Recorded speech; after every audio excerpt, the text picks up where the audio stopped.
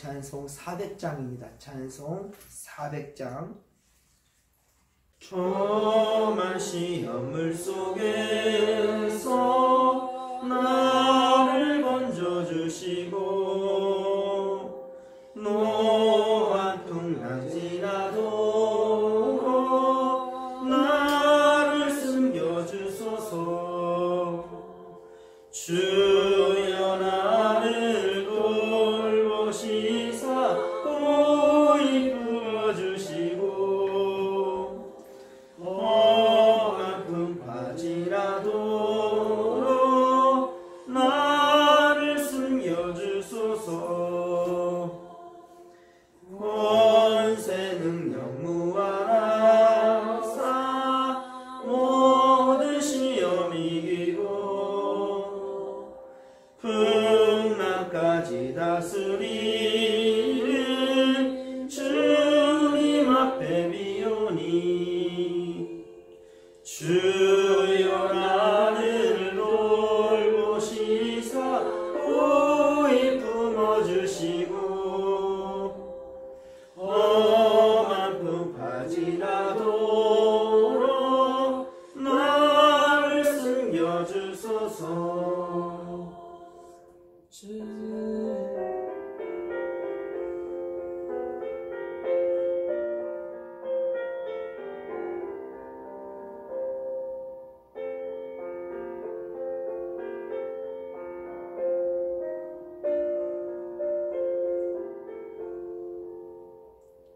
죄악 길에 빠지니 캄캄한 데 헤매며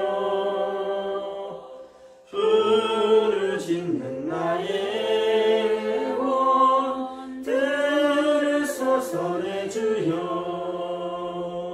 주여 나를 돌보시사 고이 품어주시고 험한 풍파지라도록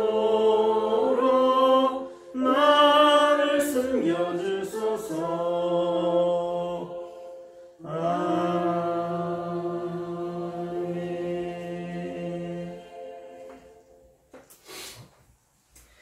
우리 오늘 함께 이 새벽에 은혜 받을 말씀은 잠언서 잠언 12장 23절로 마지막 28절까지입니다. 잠언서 12장 23에서 28절까지 말씀 한 목소리로 합독합니다.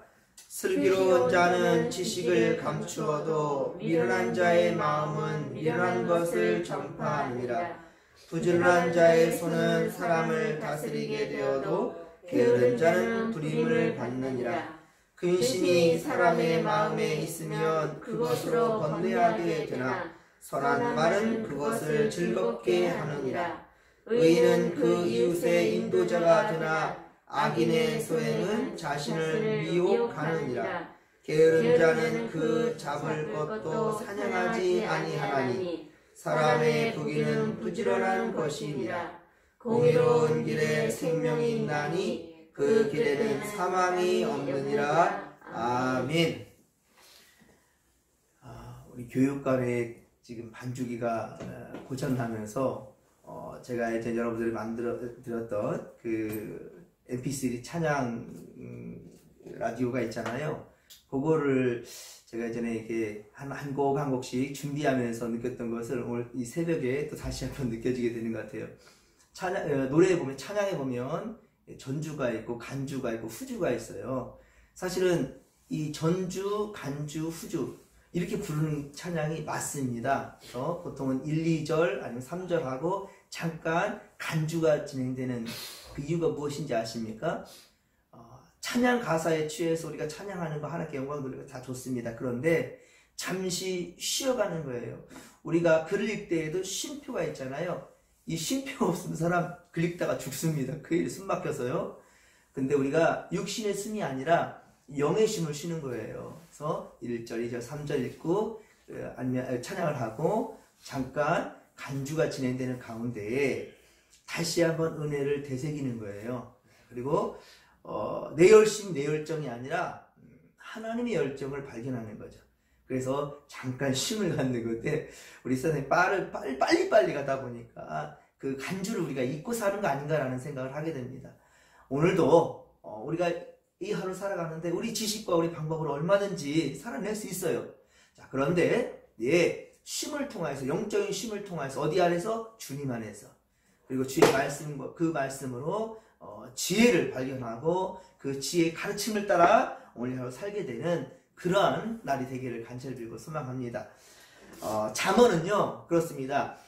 장으로 구분되고 절로 이렇게 묶여지는 것 다 모든 성경들이 장절이 있지만 사실은 원래의 성경은 장절이 없어요. 특히나 성경은 전부 다 두루마리로 파피루스 성경으로 여러분들 기록된 거 아시죠? 쭉 연결되어 있어요. 사실은 우리 신약에 갔을 때 서신서들 있잖아요. 여러분들 편지 쓸 때 한 절 쓰고 자 끝나고 마침표 찍고 다시 2절 시작합니다. 이렇게 글 쓰는 사람 없죠?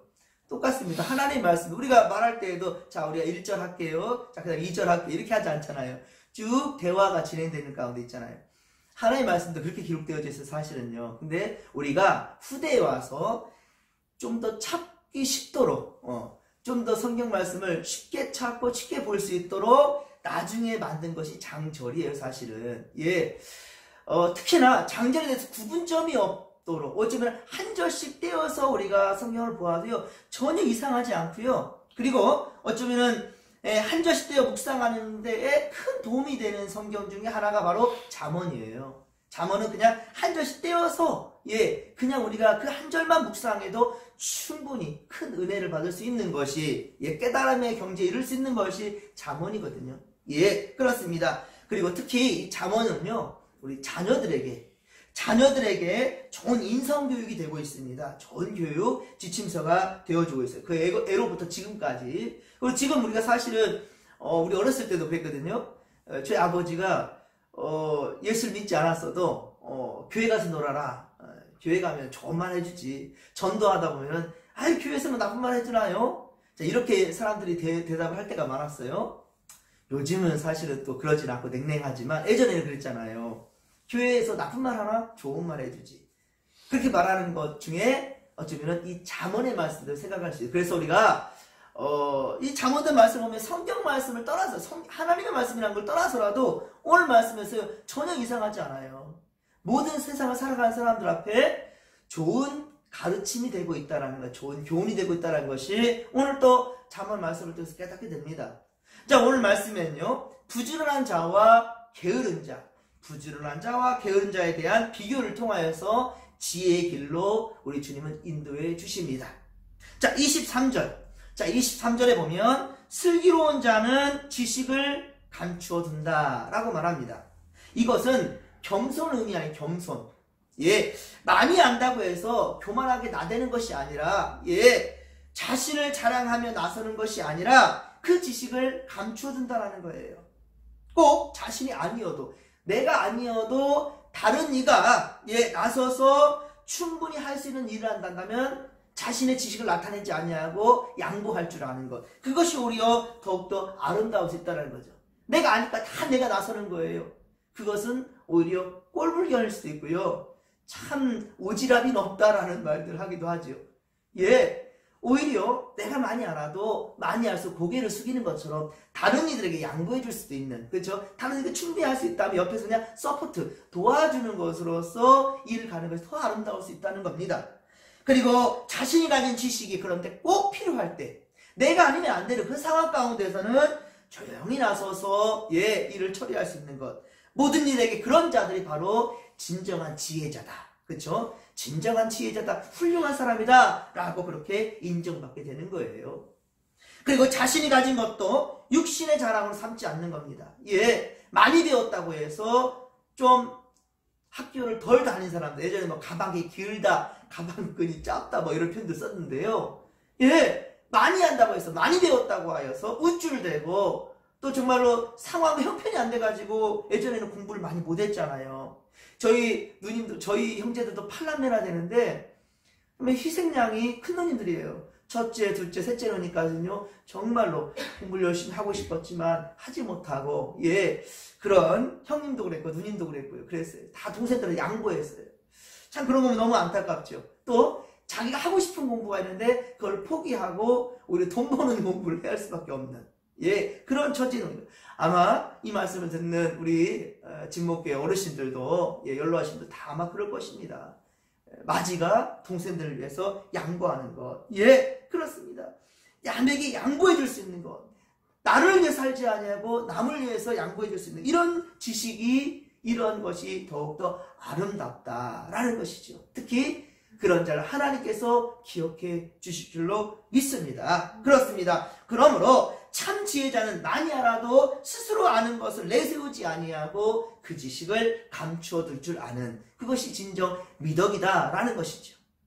고린도전서 13장 4절 고린도전서 13장 4절에도 말씀하기를 사랑은 자랑하지 아니하며 교만하지 아니하며 무례하지 않는다는 거예요. 본문은 그러나 미련한 자의 마음은 미련한 것을 전파한다 라고 말씀하네요.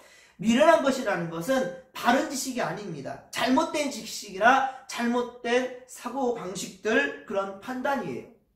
그런데 이 잘못된 지식과 생각을 부끄러워할 줄 몰라요. 좀 확인이나 해보고 말하면 얼마나 좋을까요? 확인조차 하지 아니하고 그렇게 쏟아내는 것은 참으로 미련한 것이지요.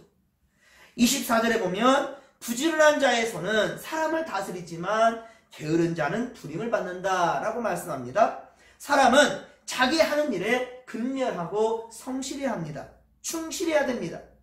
똑같이 주어진 시간에 여러분들 우리 오늘 이 하루도 24시간 똑같이 주어졌습니다. 자, 그런데 부지런히 일한 사람과 설렁설렁 그냥 일한 사람 그 소득이 똑같다 한다면 그 결과가 똑같다 한다면 그 가운데는 반드시 부정이나 거짓된 힘이 작용됐을 것입니다. 온전한 것이 될 수 없었다는 거죠. 그게 온전한 방법이 아니라 다른 권모술수를 부렸다는 것이지요. 정말 제가 이 사택에 살아간 지 벌써 6년째인데 참 풀을 잡기가 그렇게 힘이 드네요. 비가 오고 나면은 어떻게 이렇게 풀이 잘 자라는지. 근데 비 올 때는 잘 뽑아주지도 못하고 또 며칠 이렇게 쉬어버리면 이제 잊어먹어 버리는 거예요. 농부의 마음을 그래서 배우게 되는 것 같아요.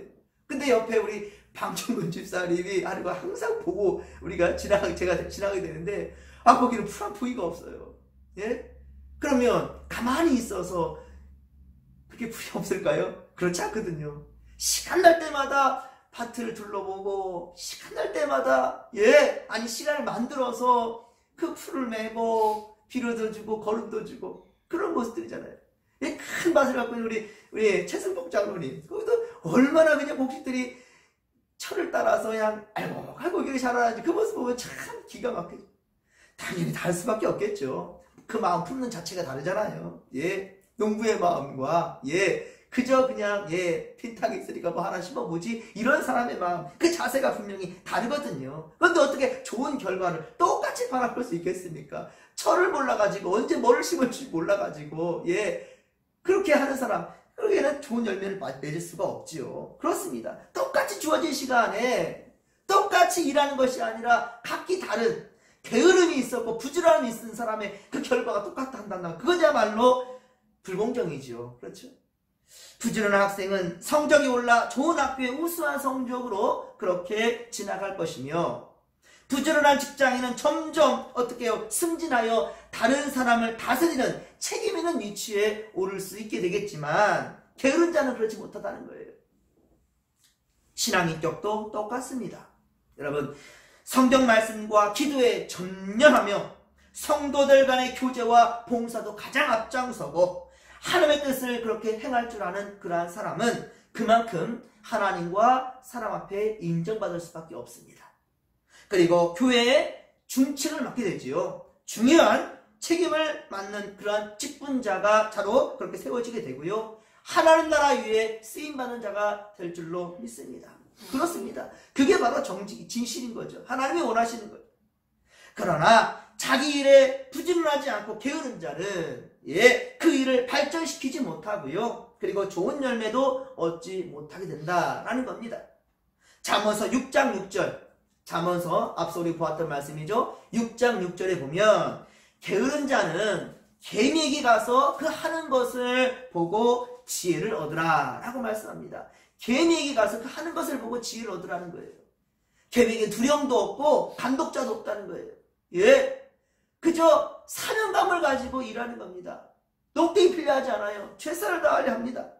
그리고 이어서 잠언서 6장 11절, 잠언서 6장 11절에 보면 좀 더 자자, 좀 더 졸자, 손을 모으고 좀 더 누워있자 하면 내 빈궁이 강도같이 오며 내 곰핍이 군사같이 이르리라 라고 말씀합니다.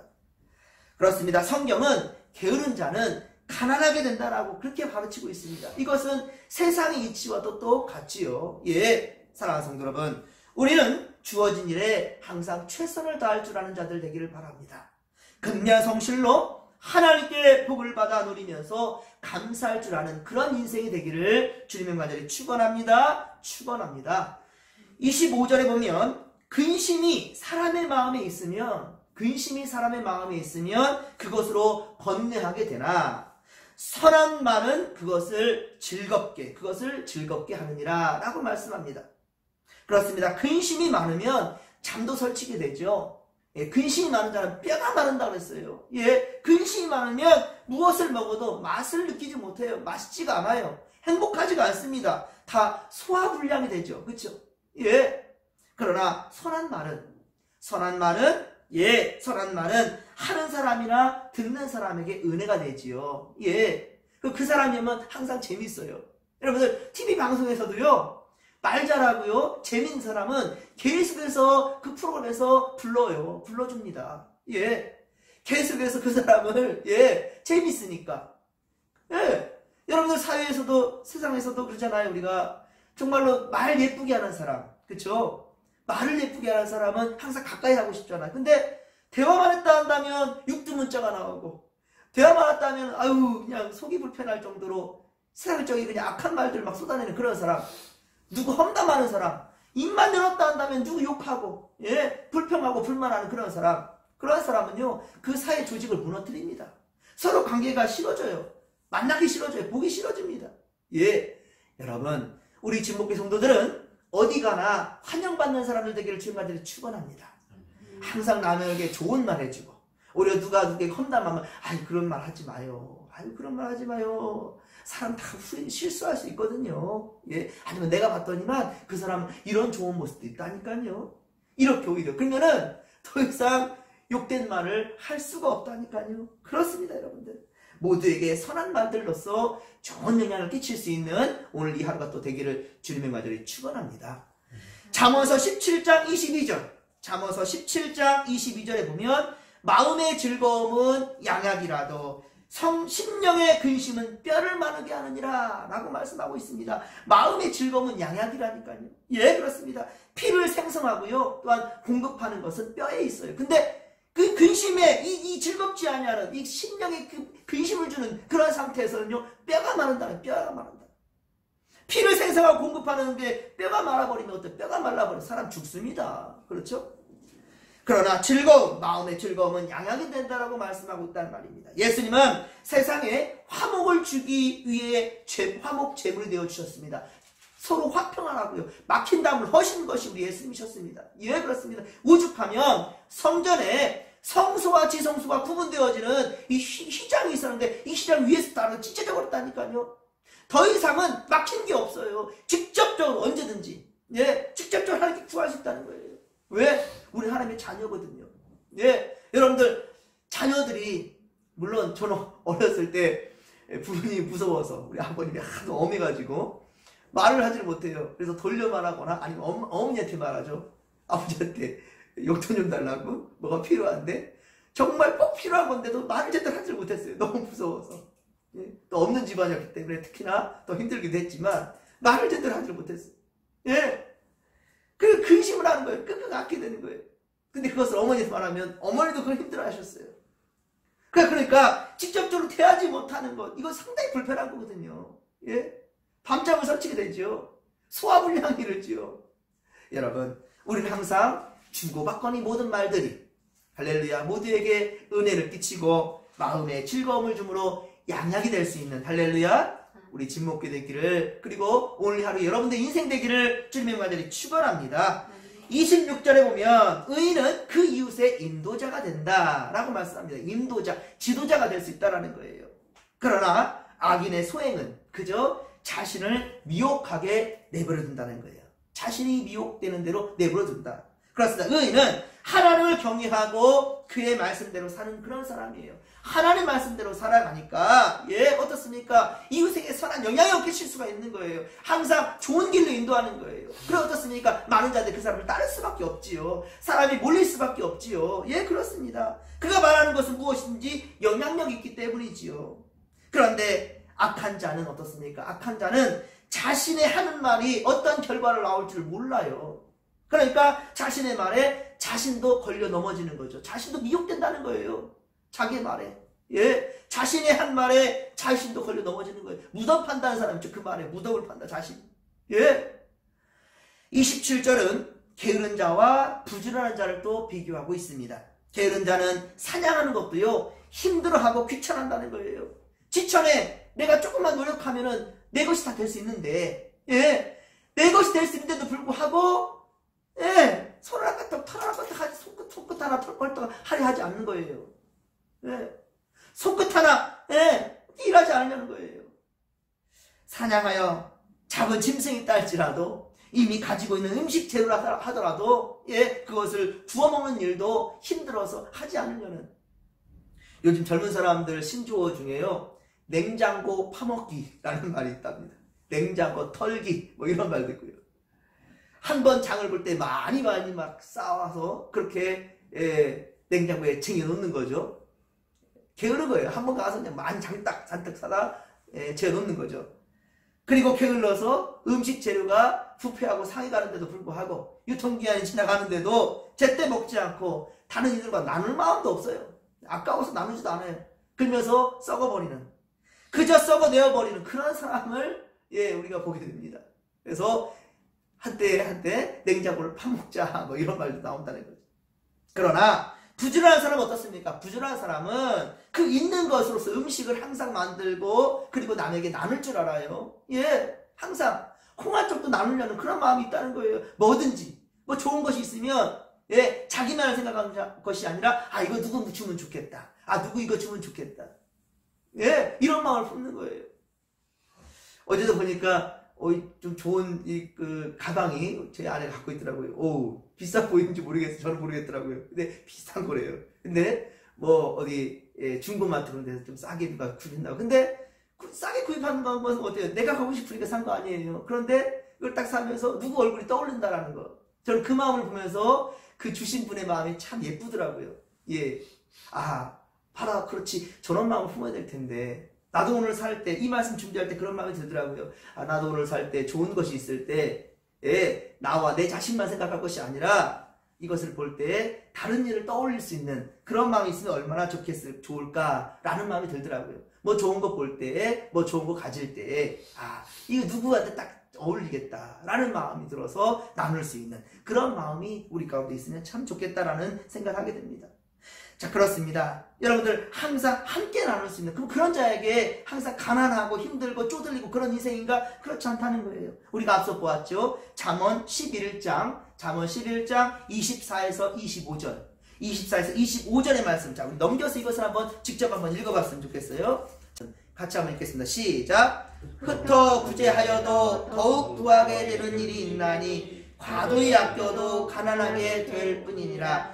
구제를 좋아하는 자는 풍족하여질 것이요 남을 윤택하게 하는 자는 자기도 윤택하여지리라. 아멘. 할렐루야. 그렇습니다. 이게 바로 주의 마음이라니까요. 이웃과 부지런히 나눌 줄 아는 자는 궁핍하게 되는 것이 아니라, 가난하게 되는 것이 아니라 더욱 부하게 될 수 있다는 거예요. 이것이 바로 주님의 사랑 법칙입니다. 사랑하는 성도 여러분, 우리는 범사에 게으르지 말고 부지런하십시다. 세상일 뿐만 아니라 주의 일에도 또 개인적인 경건 생활에도 우리가 더욱더 열심을 내었으면 좋겠습니다. 특히 주님 사랑 나눔에 있어서 가장 열심을 낼 수 있는 우리가 되었으면 좋겠습니다. 로마서 12장 11절 로마서 12장 11절에 사도 바울은 이렇게 말씀합니다. 부지런하여 게으르지 말고 열심을 내고 열심을 품고 주를 섬기라. 열심을 품고 주를 섬기라 라고 말씀하고 있습니다. 자, 그렇습니다. 여러분, 오늘도 살아갈 때 주님께서 기뻐하신 것이 무엇인가? 주의 마음, 여러분 마음 가운데 그득히 품고 그 마음, 그 정신으로 세상을 향해 나아가고 세상에 유익한 자들이 될 수 있기를 주님의 간절히 축원합니다. 마지막으로 28절입니다. 자, 28절 말씀을 우리 같이 한번 읽겠습니다. 공의로운 길에 생명이 있나니 그 길에는 사망이 없느니라. 아멘. 공의로운 길에 생명이 있답니다. 본래 의로운 것은 생명이요 죄는 죽음입니다. 아담과 하와는 하나님의 명령을 어기어 죄를 범함으로써 이 땅에 사망을 가져왔어요. 그래서 죄의 싹은 사망이라. 죄의 싹은 사망이라. 로마서 6장 23절에 그렇게 증거하고 있습니다. 그것은 하나님께서 경고하신 대로 딱 맞습니다. 사랑하는 성도 여러분, 예수님은 진리이시며 공의로우신 분이십니다. 그분께만 영원한 생명이 있음을 여러분들 믿으시기 바랍니다. 그러나 세상은 그를 알지 못합니다. 그러하기에 주님은 우리 믿는 자들에게 사명을 주신 거예요. 세상이 알지 못하는 그들에게 빛이 되어주고 소금이 되어주라는 거예요. 밝히 빛된 길로 나올 수 있도록 인도자가 되어달라. 주님께서는 그리 부탁하고 명령하셨습니다. 증인이 되라는 거예요. 땅끝까지 이르러서. 그렇습니다. 여러분, 오늘도 주님 주신 사명을 우리 잘 감당하면서 삶자리에서 가장 성실하시고 정직하시고 여러분들 정말 부지런히 부지런하시고 그래서 많은 이들에게 유익을 줄 수 있는 그러한 영향력 있는 믿음의 모습들 다 되기를 주님의 말을 축원합니다. 생명 살리는 역사 위에 귀 쓰임 받는 우리 진목교회 모든 거속들이 믿음의 거속들 되기를 주님의 말을 축원합니다. 주여 정차 부르며 기도하며 나갑니다. 주여 주여 주여. 살아계신 하나님 아버지, 오 주여 고맙고 감사를 드립니다. 하나님, 오늘 이 하루도 주여 우리와 함께 하시나이다. 우리에게 생명의 말씀을 우리 입술에 주셨고, 하나님 아버지여 부지런히 일할 수 있는 것, 아버지 게으르지 아니하고 최선을 다해 주님 마음을 품고 아버지 열심을 낼 수 있는 오 주여 오늘 이 하루 이 새벽 우리의 마음 심령 붙들어 주시니 아버지 감사합니다. 하나님 아버지여 인간적인 생각과 육적인 방법으로 살지 않게 하시고 오늘도 하나님 아버지 더욱더 하나님